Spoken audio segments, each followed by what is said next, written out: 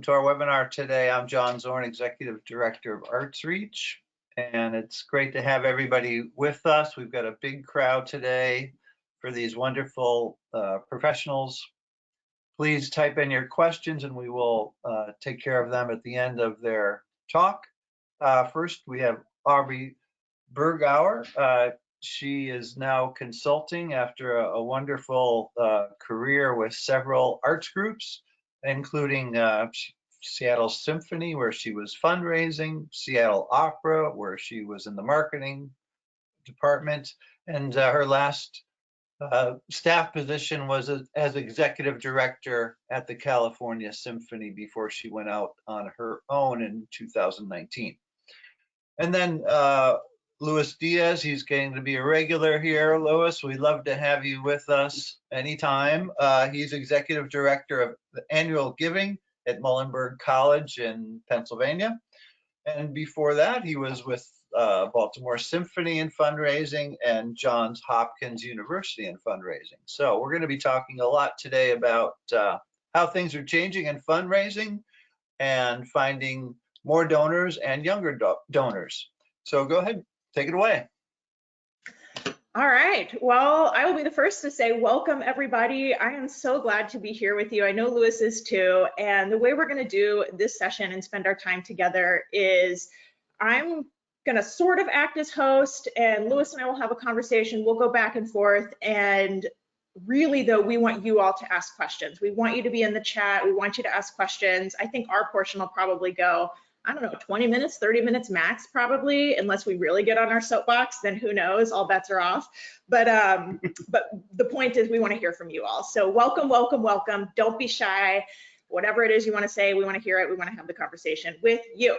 Also, P.S., happy St. Patrick's Day. Luis, you're not wearing green. So somebody, exactly, somebody reach across the screen and pinch him. Okay, so our topic at hand today is how fundraising is changing, and anybody who's followed me for any amount of time knows my brand is changing the narrative. I thrive on change. I believe so much needs to change in arts and culture, and yet here we are today saying it is changing, and this is good news for all of us. So that's what we're talking about today.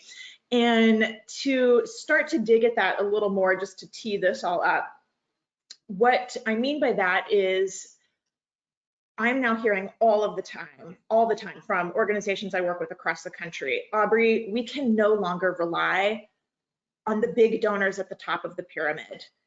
More and more organizations are saying this now than ever before, in my experience. And we're also hearing things and seeing things like, Aubrey, we need a plan for our younger donors, not millennials don't give, right? Like, we need a plan for this group. They do give when our values or their values are aligned with our values and what we're doing in this world. Like, that is a change in the narrative, a change for the good. So that's what I mean by the narrative is changing, that fundraising is changing.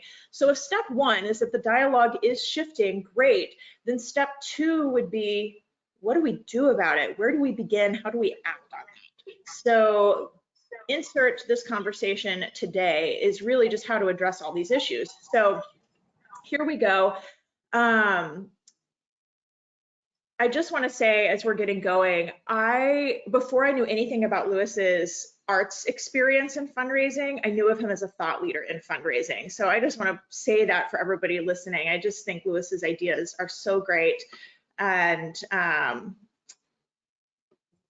did we just lose him as I'm praising him? No. I'm here.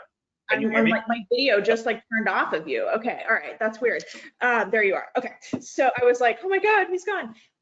What I'm trying to say though is that he's such a thought leader. So I'm ready to just like, here you go, here you get on the soapbox. So I'm going to ask you some questions. We can dialogue back and forth. So hitting it now, I want to first talk about a stat that you have shared, and what I've read is that between the years of 2000 and 2016, there was a 20 million household drop in donor participation across nonprofits. Let me say that again. Between the years 2000 and 2016, a 20 million household drop. So I know you created in response to that, the donor participation project, but tell us more about this. Tell us about this decline in donor households. Tell us about what you're doing in response to that. Okay, Aubrey, can I take a step back and just say that for all that I admire Mr. John Zorn, I feel like he didn't do you justice in the introduction. So folks, please, if you haven't read Aubrey's blog, my boss at the Baltimore Symphony would like walk into the office with a printout. Everybody read this right now, and then he'd get in trouble himself. So definitely, you know, a change maker, and you've been so influential for, you know, so many people. So I'm grateful for that. Yes, there's lots of people that used to give to nonprofits that are no longer giving. So, and when he says 20 million, it's not like overall over 20 years. It's 20 million less people per year that used to give every year. So that, you know, is concerning. Some people are going to say, well, it doesn't mean that people have stopped being generous. So people maybe are giving on Facebook or are giving on GoFundMe or are giving directly to others or are giving to a DAO or some type of cryptocurrency weird type of organization. So there's, you know, people, the spirit, and especially in, you know, countries like ours that has a deep tradition of philanthropy, you know, that's all alive and well, but it is kind of worrisome, right? And if you work at a nonprofit, as most of us do, you know, what I started to say is, well, I'm not saying that the sky is falling out, but this should give us some food for thought and kind of you know, it should make us reconsider what our practices are. And that's where, as you can see, kind of Aubrey and I tie in, because he's all about reconsidering. Have you seen this? Like, and so what happened to me was all my career, it was donors down, dollars up, every place I was. Have you seen this too with your clients? 100%. Yeah, I think, I mean, what I really like what you just said is, like, you heard a statistic. This is research. This isn't made up. This is what the data is showing across the nation. And you said the sky's not falling, but it did sort of jolt you to awareness, to put different words to that. I think that is so true. And I'll answer your question about, you know, elaborating on this is what I'm seeing as well. But what I think is so important is that, you know, we consume research, we hear things like this, and then we do need to ask ourselves, what do I do about this? It doesn't mean the sky is falling yet, but what do I do in response to that? And I think about this all the time because research is always very influential to my own work. And I talk a lot about this on the audience development side. Is for symphony orchestras, at least, the statistic is 90% of first timers never come back again. And I cite that stat all the time, everywhere I go. And for me, when I first heard that over a decade ago, it was the same moment of like, that's not something to be ignored. Aubrey, why is this happening? And that really sent me on a journey of how do we address this? So I love that you were saying a statistic is then what prompted you to think, what do I do about it? Okay, putting all of this together, yes, we are seeing a decline in donor households pretty much everywhere I go. Asterisk, pandemic shot up giving because there was, you know, this emergency fundraising cry from a lot of organizations.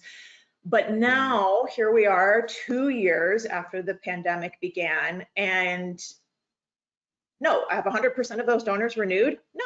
So here we are back again. Households down, revenue goals up. Same thing true on the audience side. And these things are not separate. I don't believe it's not the marketing problem and the fundraising problem. I believe this is an organizational, audience, donor centric. Who are we serving? Who in our community are we treating like we need them in our lives? Problem. So, all right, that's my answer to that. But what I want to say, okay, so let's say if people are listening and tracking along, yep, heard the statistic, yep, what do I do about it? Households down, revenue goals up, 'tis the life of a fundraiser. What specifically needs to change? I mean, just to go straight to sort of the root of it, and maybe where should an organization start? I'll add that in there too. Okay, I think to explain why I'm going to give the answer, I'll just explain a little of the journey of how I got there. And what I found encouraging is that other people coming at the problem from really different places, we've landed pretty close together. So we saw this. This had been kind of my whole career, and I'd heard a leader, somebody I really respect, say, you annual giving people, you're working yourselves out of a job. Like, wake up. So during the pandemic, I kind of saw like an opportunity to get some people together. It was cheap, essentially. Zoom was paid for by work, and we could all get together. And we started getting together every month. And what was nice about that is that we could get nice, expert speakers in areas that you wouldn't suspect, and people were available and at home. So I started asking people and telling them we had a community. I started asking my peers, telling them we had a speaker, and somehow, it started. So one of the very first sessions was about studying why millennials flocked to some organizations and didn't. And this was from a Harvard Divinity School researcher. So really interesting, and not only looking at nonprofits, kind of like, why are people joining CrossFit? And I know they've gone through a lot recently, right? But Aubrey, you've spoken about a Peloton. Why are people flocking to these things? And the conclusion kind of was people come for the workout, for the dinner, for the artistic expression, but they stay for the community. So I would say number one, like, what can we do about this? Community as a competitive moat. It's not a wishy-washy word. It's not a nonprofit word anymore. Aubrey, you're super connected to kind of the VC, venture capital world in Silicon Valley. They're investing super heavily in it. So I would say that's number one. Do you want me to keep going, or do you want to take a pause and kind of hash this out? Okay, you know what I want to do first? Okay, there's two things that we're going to pause is the answer. I want to focus on millennials for a little bit specifically, and then I think you and I should get into like the communications community piece, because I think not that they're totally separate, but I think we can spend some time on both. So I said it at the top, I'll say it again. We used to say millennials don't give, and that's not true. That's blatantly not true. And by the way, I say this all the time now, I'm like the oldest millennial there is, and it's like I'm almost 40, and it's like, this is not like a too young thing anymore. This is like, no, these are like, at least older millennials are now in their 30s and definitely almost like their 40s and like making money that we're seeing they do give, but not in the same ways as previous generations, not for the same reasons. So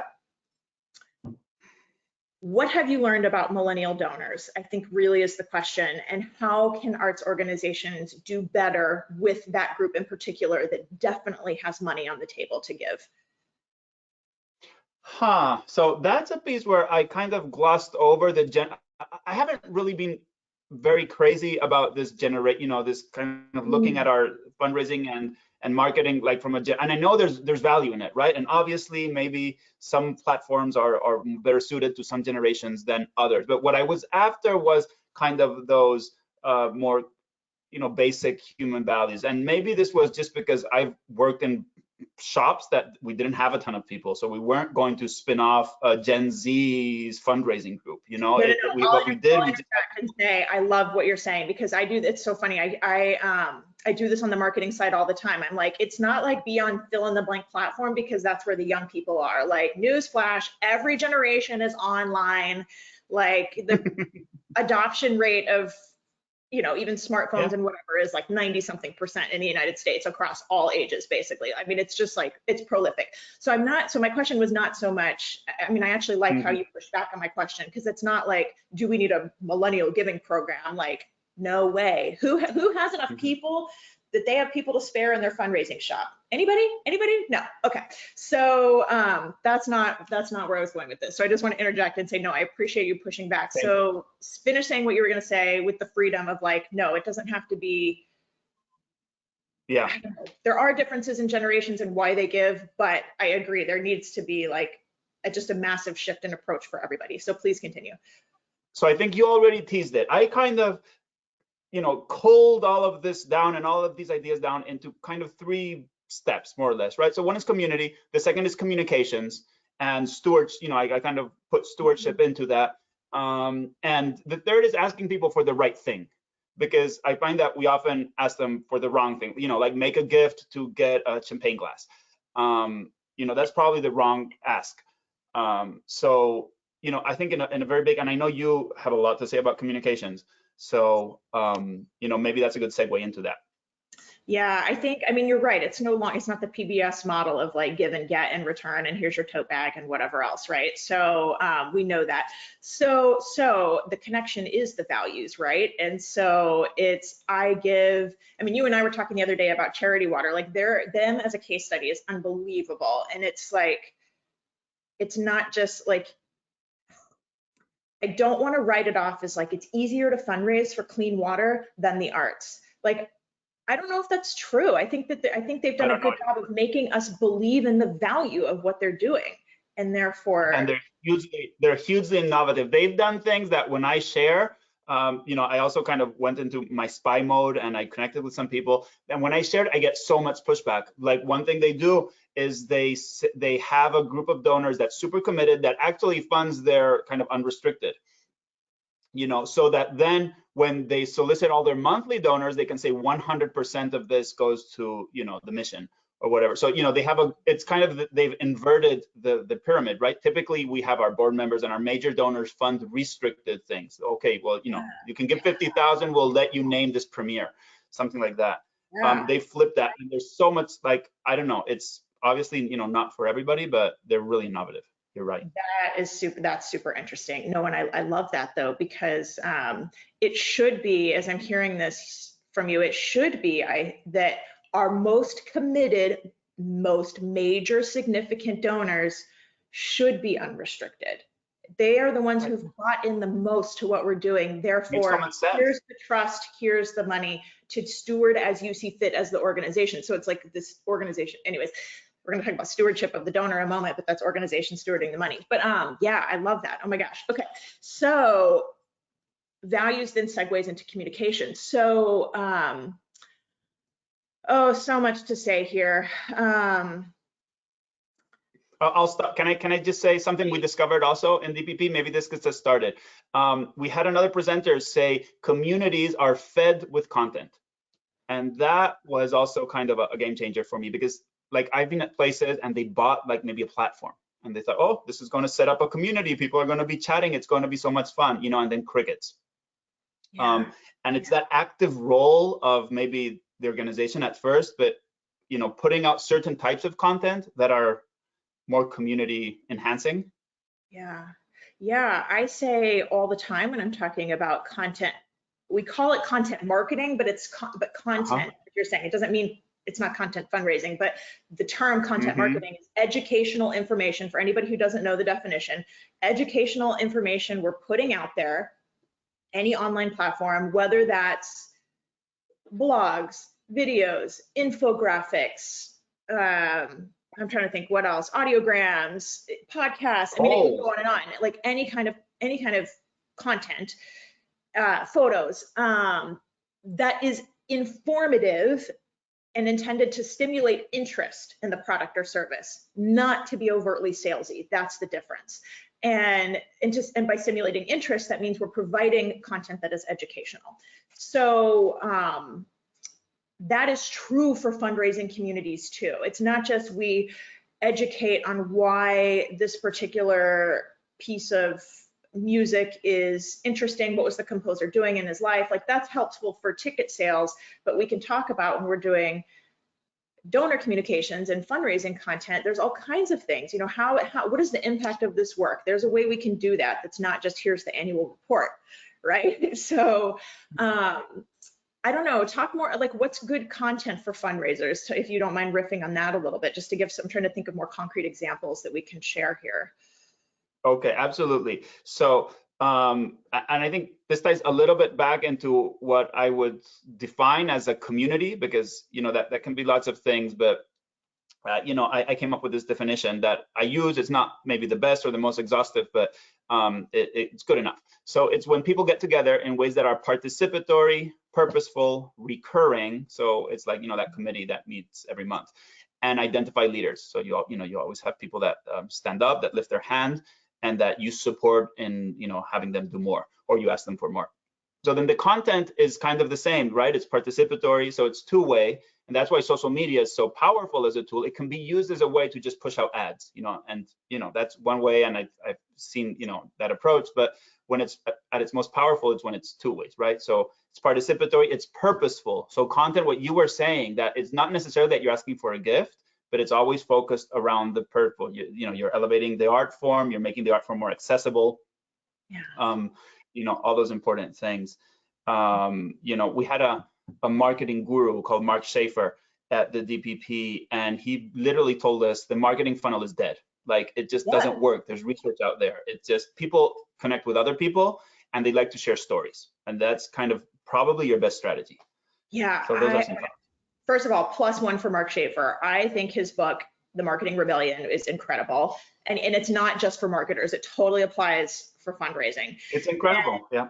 What I say a lot now in my work is, especially when we're talking about annual fund and like lower level giving, not one-on-one major gifts, but annual fund, direct mail, those kind of mass communication types of fundraising, it's the same as marketing, in my opinion. That's why the content strategy is the same. That's why, like, so much, like, just swap out, like, make a brochure with make a letter, right? Like make a postcard for the performance versus make, an invite to the donor event. Like, it's the same stuff, and yet we silo our organization so much, marketing over here and development over here, and it's not that different. That goes back to this, like, it's customer centric, it's community centric in my mind. It's just, it's all the same. It's really the same tactics. It's just how they're deployed with a different ask at the end, buy a ticket versus call to action of give. So I just want to say that yes, Mark Schaefer's brilliant, because it really is all the same stuff that applies to marketing and fundraising as well. So, okay.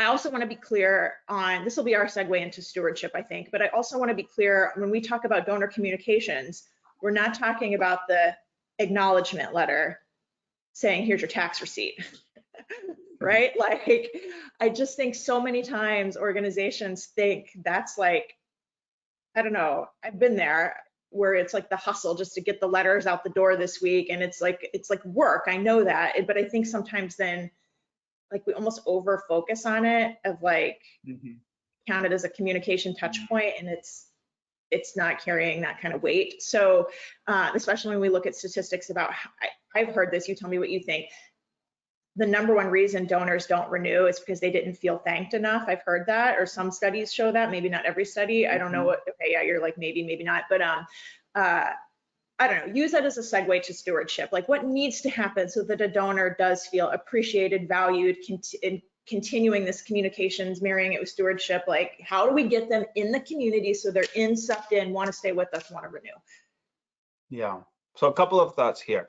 One is when you're doing community well, so, and let's give like a super specific example. Maybe you have your leadership annual fund or membership society, and you're trying to build that into a community, right? So they're getting together every month, they're getting to, you're discussing things, activities that they're doing. There's no problem with having fun and getting together for cocktails after the concert, but around the purpose, right, of supporting the art form, or whatever your purpose is at that specific time. They're getting together in a recurring fashion, you're identifying leaders, you have chairs, they're organizing activities, they're doing a trip. So all of that, when you're operating that as a community, or but not like a place where maybe they sit and they get lectured at for an hour every month and then go home. Stewardship like becomes very naturally an extension of that. Well, somebody gives at this level, you invite them into this. And then another piece of it is that people hate being asked, but they love being recognized. And I feel like we don't do way near enough recognition. And having 500 names in the annual report, or whatever, 5,000, it just doesn't cut it. First, because you don't recognize those people. They're not like your peers. So, that's also a form of stewardship, but it has to be kind of done well. Like people say, annual reports, we stopped doing the honor roll, we only got complaints. Well, people look at it, I have conflicting thoughts about that. And then you talked about thank you letters. I would invite everybody to explore the topic of marketing automation. There are new tools that have come out in the last literally 3 years. Zapier, If you are on the Blackbot product, I don't know about Tessitura. There may be connectors with some of these tools, so you know, and it's mind blowing. Like what you can do. There are people out there doing that when somebody makes a gift, the automation puts a draft into the specific gift officer's inbox for them to review with a pre-written thank you note, or when they complete a pledge. So, you know, we can make our lives easier there. Some thoughts.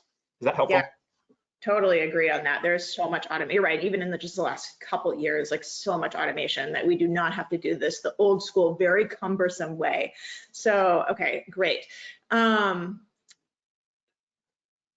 Aubrey, what have you seen? Yeah, I would be really interested in your thoughts on kind of the stewardship piece, because I feel like you'll bring a really good perspective. Well, a couple things come to mind. I think I'll talk about the California Symphony because that's where I can talk like all levels of donors. We had a couple sort of rules in place. One, this was early on when I got there. I was like, if a $500 gift comes in from a new donor, first time gift, $500 or higher, I want to know about it immediately as the executive director. Later, we grew our donor base enough that we were able to raise that threshold to $1,000. But at the beginning, I was like, if it's $500, I want to know. Now, here's the reason for that.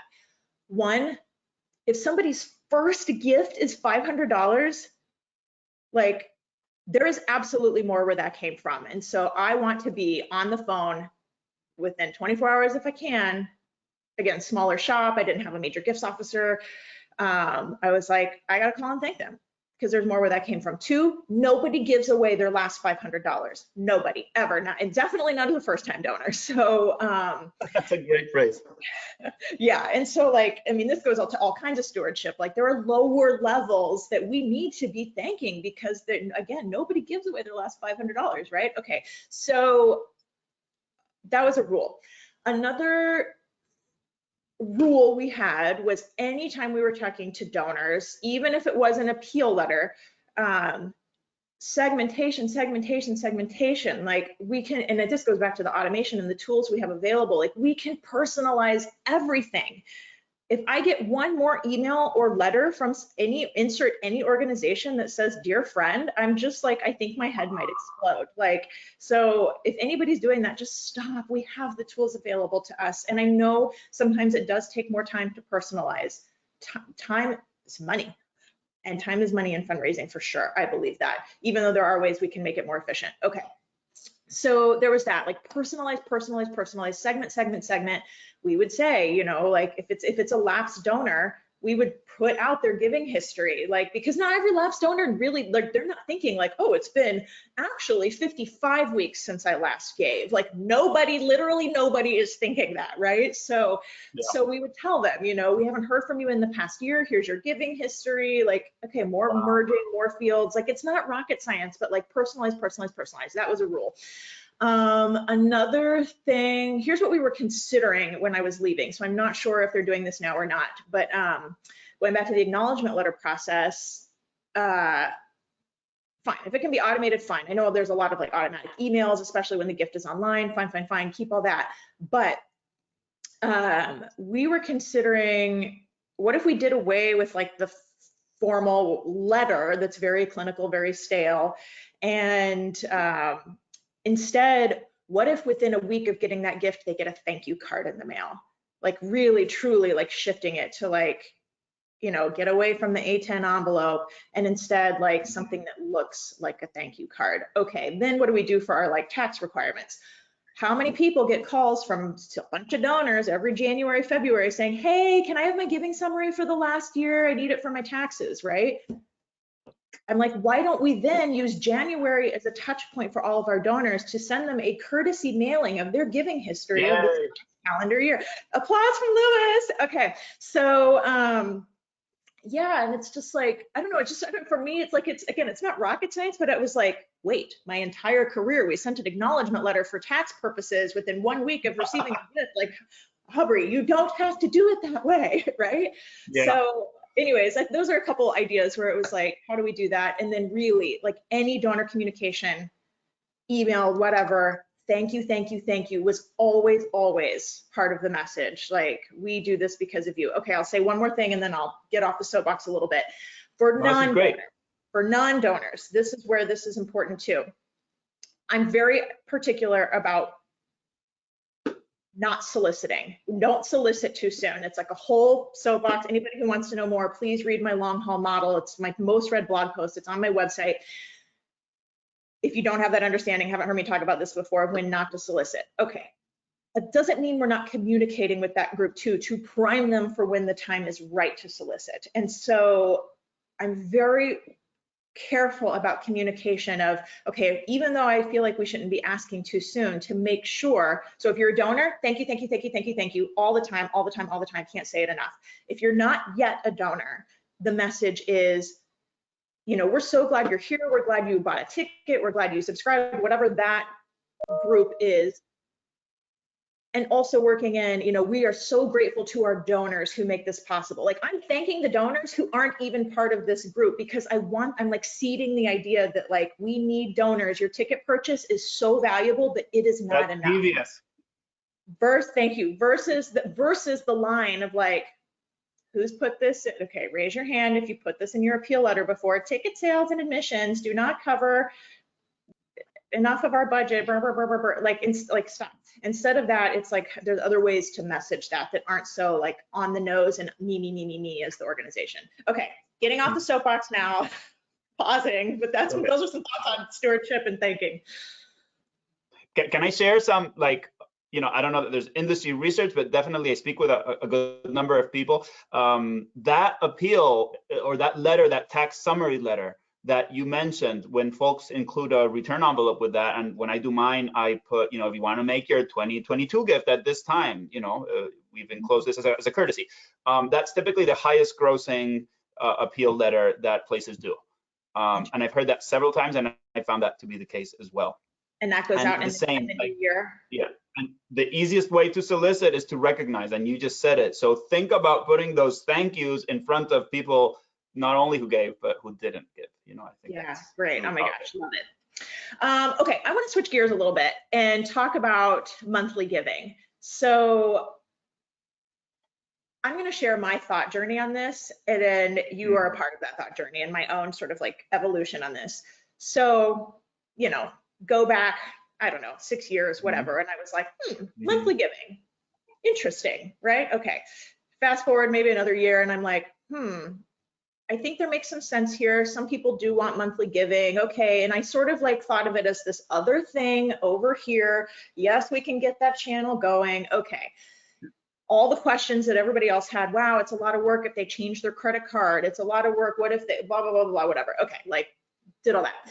Then fast forward to the last couple years and I'm like, subscription economy. Subscription economy is everywhere, everywhere. We do so many things on a monthly basis. We do Netflix, we subscribe to Amazon Prime, although that one's annual, but we, you know, I get my dog's bougie dog food delivered every month on my doorstep by subscription, right? Like Stitch Fix, you name it. Like that's our lives, right? So that has been really on my mind. Okay, so that was like sort of the next step in my evolution. And then I was like, why are we not doing it that way in the arts? What are we doing differently in the arts? Well, a big thing we do differently than these other brands, like insert every other e-commerce business to consumer brand. Well, there's a few things we do differently, but one in particular is we wipe the slate clean for them. All these other brands, it's you have to opt out. I want to cancel my Netflix. I want to cancel my Stitch Fix. I want to cancel whatever. And we have to go do that. We've all been there, right? Like, okay, am I going to pay for my HBO this month or am I over HBO, like HBO Max, right? Okay, so we've been there. Arts organizations, we don't do that. And we do this with subscriptions and with annual fund. We say, hey, do you want to give again? Will you give us your credit card again? Not making them come to us and opting out. And I'm like, we opt out everybody for them. Okay, woof, calm down, Aubrey. But I lay that thought journey, and then I'll end it, and then I'll turn it over to you. I'll end it by saying, and then I started reading more case studies. Charity Water, one of them. Other nonprofits started to get into monthly giving, and then I heard your stats. And it Mhm. sealed the deal for me, Lewis. I gotta say, I'm now recommending monthly giving everywhere I go, loud, loud, loud. So please, like, tell everybody everything you know Okay. on monthly giving, because it's amazing. So I want to ask if people could put in the Q&A or whatever, who's in this dollars up, donors down situation? Who's been in that situation? That would be super interesting to hear. And if anybody, especially if that has not happened to you, and please let's not only refer to like the last year or the last 2 years, but if you know the data for your org, like what the trend is the last 5, 10 years. That Louis, would be helpful. can you repeat that? What exactly are you asking for? I asked like 50 different things at once. I'm sorry. Yeah. If you have seen dollars up, donors down in your organization for the last 3 to 5 years, please share that with John. All right. Dollars up, donors down. You can just type in yes or no. Okay, because the exciting piece of news is that public media has been seeing dollars up throughout the pandemic. So that was, kind of, there may be something going on here, right? Charity Water. As I researched more and more organizations, we actually in our little group in the Donor Participation Project, we had a public media, so it was kind of in Minnesota, radio, TV, membership director come and talk to us. Okay, and that was kind of my moment of seeing the light, Aubrey, because he said this isn't like an option on your giving form or a society that you create. This, if you're going to do it, this has to be your new business model. So it's a kind of like a new business model for the annual fund, and it impacts lots of things. It impacts having a solution to when credit cards go bad. It impacts being able to, once you get it started, ask for upgrades.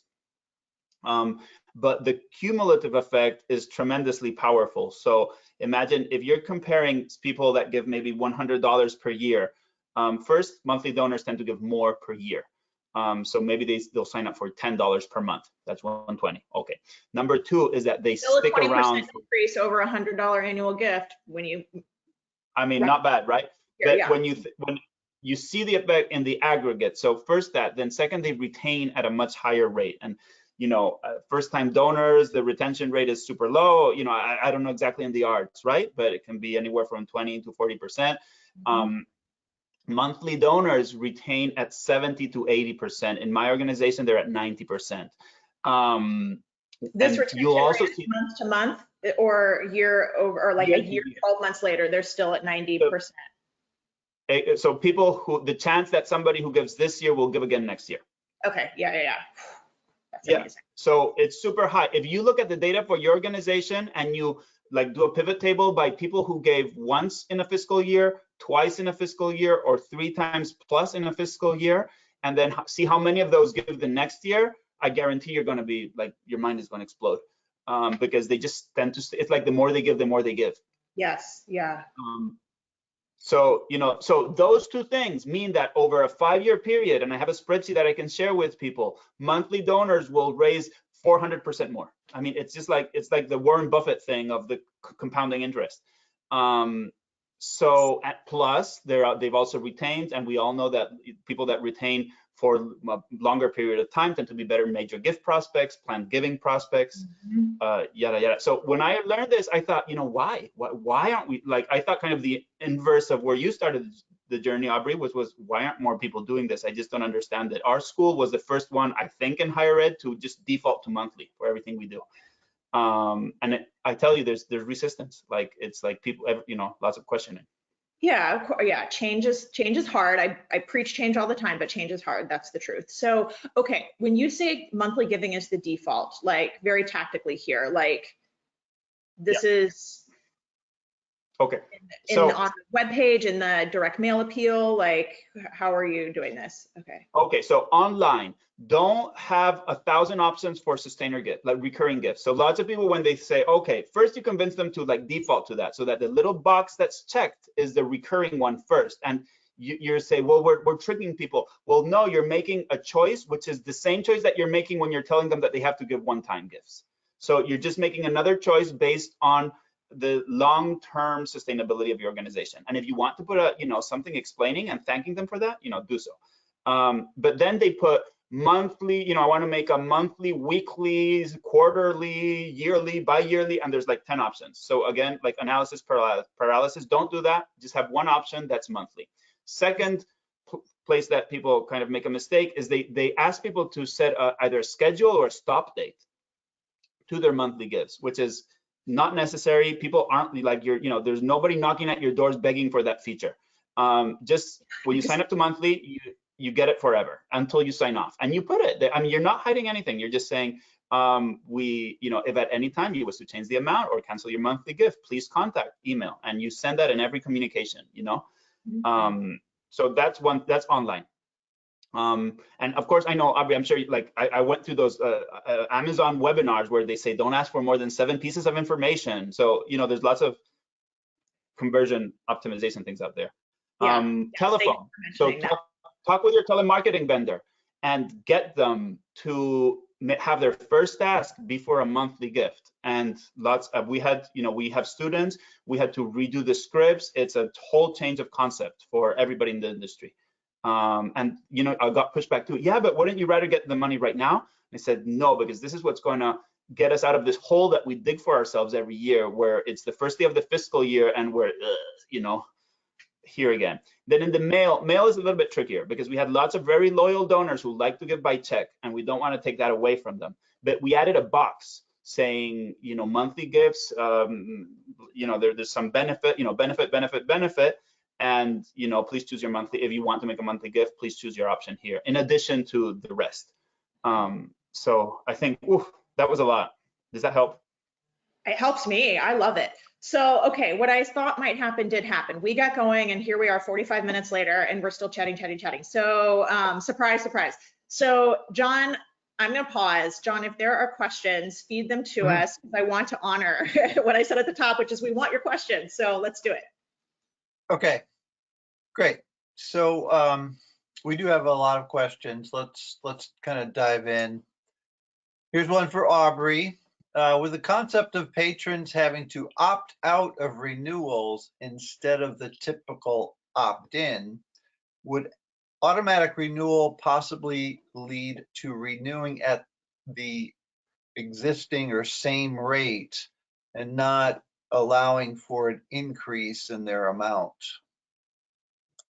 Yeah, I mean, Louis, weigh in, but I would say yes. If that's the default, that's the default. But I think, like, if I'm doing quick math here, like, if let's say 50% of our first year donors don't renew, we know for some organizations it's even higher than that, then you're going from $100 gift to zero. Okay, you can do the math on what that is times 50% of your new donors, and versus 90% renewal at the same amount. Like, let's do that math equation. This is going to be more. So, I mean, Louis, if there's anything to add, but that's what I think is like, I'll take it. I was exactly going to kind of same line of reasoning. It's a numbers game. So, and I hear this comment all the time. Yes, you may miss out on one person that gave 100 and would have given you 500 next year. But all in all, because of the higher gift average and the much higher retention rate, all in all, you're going to come ahead, and you're actually kind of building a sustainable base for the organization. That doesn't mean that you can't go back to those people and ask for an increase. So that's another misconception. When we have a giving day, lots of our monthly donors up their gift. When we give a call to people that are on a monthly giving plan, they up their gift. And I'll just say one thing, if that question was also asking about subscriptions, I'm working with one organization right now trying to roll this out. So I don't have a fully baked case study yet, but here's what I think could happen or should happen. You could, as a courtesy, renew them into the same seat at the same price. And then, like Louis just said, it doesn't mean you can't ask for an upgrade later. So as a courtesy, you've been renewed into the same seats you had last year. If you'd like a different section, if you'd like to upgrade to an aisle seat, let us know. We're happy to do that for you. And then what if we were able to then in that communication say the difference in price is X versus like, here's your entire bill. I don't know. That's sort of what's flitting around my brain right now, is that's a much more, it's like on the airlines when you check in and like United wants to like pay $50 and you can upgrade to whatever, not out of basic economy, like that's more palatable than the $400 I originally spent on the plane ticket. Like that's sort of what I'm thinking. Okay, next question, John. Our annual matching campaign is very successful. How would a monthly giving program play into that? Can somebody explain to me a little bit what an annual matching campaign is? I'm guessing it's, you know, a big donor gave 50 grand or 100 grand, you know, whatever the dollar is, and everybody okay. could give. Match. Okay, yeah, like a match challenge. Yeah. Right. Okay, so the way so you can structure these several ways. You can set the incentive to be for a set number of monthly gifts. So in fact, we just ran a giving day where I turned the idea of a giving day on its head. It was almost like a public radio drive. Our goal was around number of new monthly donors, and that was driving the challenge. So if we get to 100 monthly donors, we get 100,000 from John and Mary Blah, board chair. So that's one way you can do it. It's change. There's no way around it. It's change and I'll just say, like, our giving day, for people who are used to like that excitement, that energy, felt like a flop. Is it better for the organization in the long term or in the short term? Well, we believe so. Okay. Can you be more specific about how to have recurring donations from those who are used to the mail a check in? Mail a check in donors. So number one, if that's the way they want to give, we do not want to take that away from them. It's the same way, like, I don't know if people remember years ago, oh, let's stop sending mail, we'll email people instead. Bad idea. So, like, don't cut down on channels, don't cut down on the phone. They all feed into each other. Like, more specific, I can actually send you our gift our gift form, but essentially it's your regular old gift form. We've simplified it as much as possible, and it has a box, says monthly gifts secure the future of our students or of our organization. I took now that nobody's listening, I took some of the benefits from National Public Media. They have fantastic resources to help their member stations do more recurring gifts, but it's out there in the world for everybody to benefit from. And then you just list the the monthly donation amounts, and then you have a line for the credit card, and they sign it, and that's it. They sign up for a monthly gift. I used to say to my staff at the California Symphony, it's sort of to your point, Louis, like if somebody wants to give by check and by mail, don't take that away from them. Along those lines, I used to say to the staff, if somebody is trying to give us money, find a way to say yes. Like, whatever it is, find a way to say yes. Like, I want to have a gift card to the venue. Can that help pay for my subscription? Fine. Is it money? Yes. And I say that in contrast to, like at a previous organization I worked for, literally my desk was near the ticket office, and literally during subscription renewal time, the ticket office was told, if a new subscriber comes in, you tell them they have to wait and call back when we're taking new subscribers and the renewal period is done. And I was like, never tell somebody, I'm not taking your money right now. If they're calling you trying to give, okay, get off the soapbox, but if they're trying to give you money, find a way to say yes. Okay, the end. Aubrey, crazy idea. You know what I always thought? That there had to be like a chief revenue officer that just looked at maximizing dollars, because at least, in my experience in the arts, it was nuts. It just really wasn't very efficient. Yeah, okay. Well, let's do that. Maybe. That's the next webinar. Okay. Tune in next month. All right. Yeah. What is the purpose of sending donors their giving history in January? Is it to help them with their taxes, to solicit renewed gifts? Just wondering what the messaging should be. I'll say my 2 cents and then you weigh in as well, Louis. Okay. I think it's an excuse for a touch point, really. So 2, I think it is a courtesy also. We're getting those calls anyways, or emails. I want here's my giving history. I need it for my taxes. And instead of grumble, I sent you your tax acknowledgement letter, or we sent you your tax acknowledgement. Not that I would say that to a donor, but internally. let's just use the excuse to give everybody this touch point. And instead of making it super clinical like a bank statement, we can also use that to say, what I say, number one thing in messaging anytime I talk to a donor, thank you, thank you, thank you, thank you. Two, this is a courtesy. We're thinking of you. We're trying to help you do your taxes. And then if you want, and this now I'll like pass the ball to you, Louis, like it could be an opportunity to ask for more as well. So go for it. Yeah, definitely donor service. What I was surprised was that, you know, usually they say don't put an ask and a thank you, like don't mix things. But this is truly you're helping the donor because lots of people give on a schedule, and that's one. Number two, they forget about their giving history. So, oh my goodness, yes, I gave 300 to you last year. That's not enough. You know, I need to write 500. You know, in the mail. So it's one of those kind of rare magical moments where you can get away with looking good, making the donor feel good, and raising more money. So Yeah, don't be hard.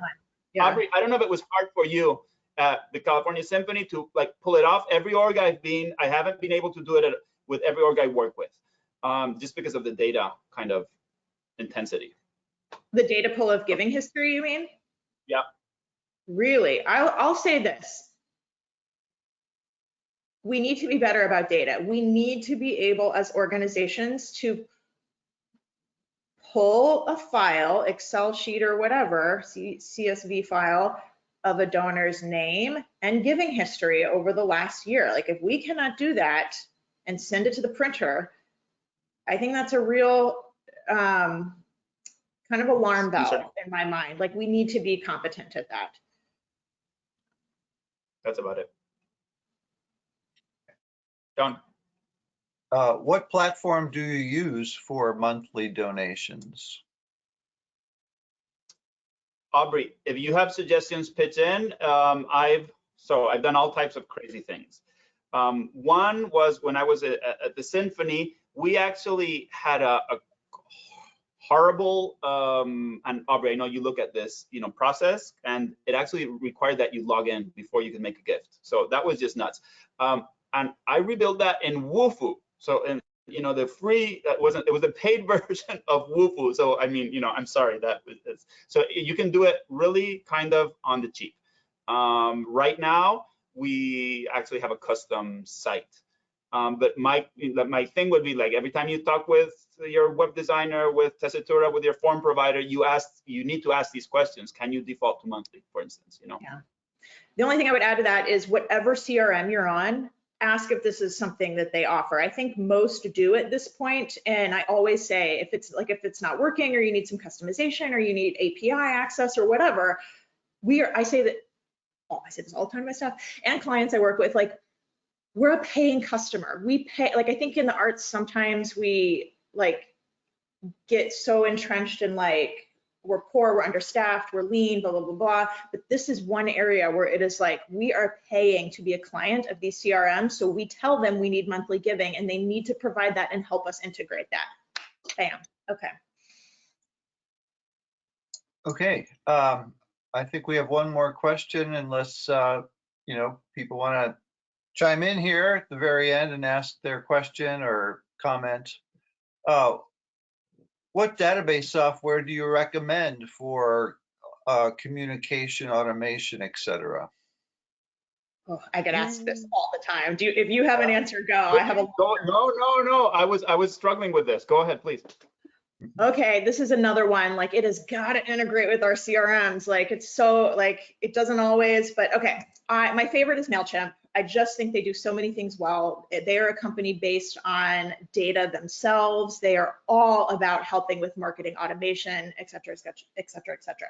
So I'm a big MailChimp fan. I've used them at least 2 different places I've worked with, several different clients. So if you don't have a good email solution, I like MailChimp.